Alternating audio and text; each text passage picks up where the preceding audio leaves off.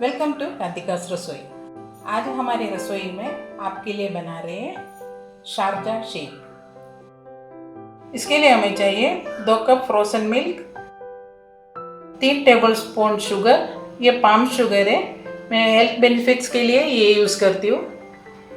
Roasted peanut 3 tablespoon और 3 tablespoon Horlicks, 2 इलायची केले कटे हुए। अभी ये सब चीज़ों को मिक्सर जार में डाल के ब्लेंड कीजिए।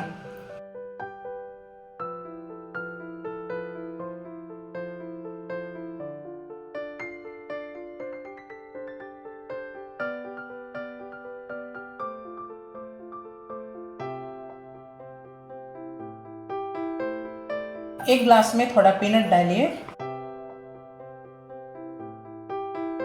और आधा ग्लास शेक से भर दीजिए।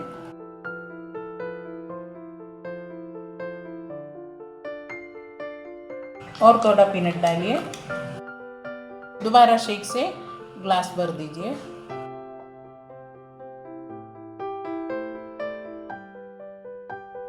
गार्निश के लिए थोड़ा और पीनट ऊपर से डाल दीजिए।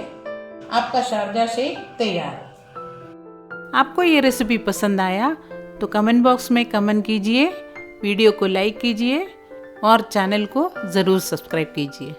कीप कुकिंग विद राधिकास रसोई।